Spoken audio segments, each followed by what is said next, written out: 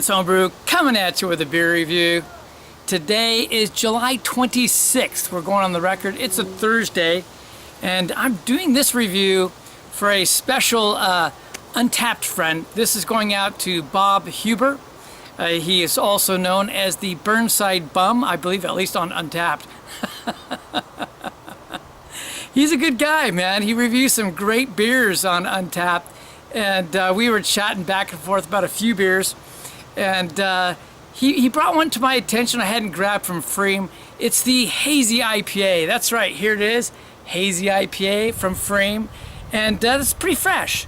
So there's no excuses for pFriem on this. It's the 26th, and this is dated July 18th, 2018, right there. I like that when a brewery does that. So let's be honest, he wasn't quite impressed in terms of hazy IPAs. I'm gonna give my honest reply to that. Let's go ahead and get this cracked open. All right, let's take a look at this. It's one of these light, very light colored beers, as far as especially NEIPAs, and it's not completely opaque. I can get a little bit of glimpses through it, not much though. I want to talk a little bit about the ingredients in this. They're using gambrinus Pilsner, raw pale malt, raw wheat, not flaked wheat, but raw wheat, and they're using Grain Miller's flaked oats. So they do have some flaked oats in that, because you can see this is not as hazy as you normally expect. The hops in this look great though. Mosaic, Citra, Dorado, and Denali, like that. And they're using London Ale, probably London Ale through, my guess, from Yeast. It is a big 7.9% ABV, so kind of on the high end for New England IPA, but only 35 IBUs. Now, that might sound strange, but you got to remember New England IPAs kick it all in on the back side, so your IBUs don't necessarily have to be high. Let's get the nose on this. Okay, it's got a decent nose. It's not like jumping right off, but a lot of time when these hazy IPAs with the flake things, they don't. I do get the effect from the wheat. I'm getting the effect off the flaked oats on it. It is a Pilsner. It's got a light creamy kind of quality to it. It's definitely a citrus character. Almost feel like I got a hint of lemon, which is interesting, but more on the orange side. Might be more into a tangerine-ish type of quality. I like that. I get a hint of some tropical, but nothing particularly distinct yet. All right, I pulled out a little bit of mango, kind of like a papaya, almost a pineapple, not quite. So you are getting some tropical notes on there as well. The malts, there's Pilsner. I almost feel like I get something else with the wheat character and so forth. It almost has like a bit of a biscuity quality to a degree. So yeah, that's the nose. That's great. It's kind of mild. It's easy, not all that hazy, but we're gonna jump on in. Cheers. You know, I admit, when I saw his rating on Untapped, I've seen the ratings out there, which are come out to what I would call like a 90.5 or something like that, but right about a 90. My first impression is it's probably not that. This is super easy drinking. There's some hop stuff in there.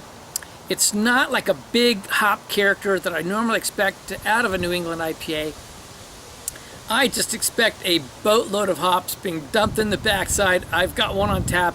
I could compare the two. That'd be fun to show you how hazy mine is.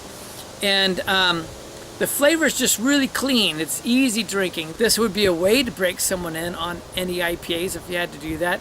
Someone that's not really big on the huge hop characters, you know, jumping out and in your face. It's kind of a light quality to it. It is deceiving. This does not taste like 7.9%. I will tell you that. This is, to me, drinking like is about 6%. It finishes off almost like with a moderate dryness, which is interesting. That's also not a quality I think of with any IPAs. And what's also interesting is it has a very clean taste. pFriem Family Brewers does some wonderful stuff. They're out of Hood River, Oregon, if I didn't mention that. Their beers are typically a little bit on the sweeter side. And so it's really interesting that here they've made this New England style IPA, which can typically, you know, often are a little bit more on the sweet side. And here they're making it like a semi-dry with almost a semi-clean taste to it. It's not unpleasing. It's an easy drinking beer. It's a good beer.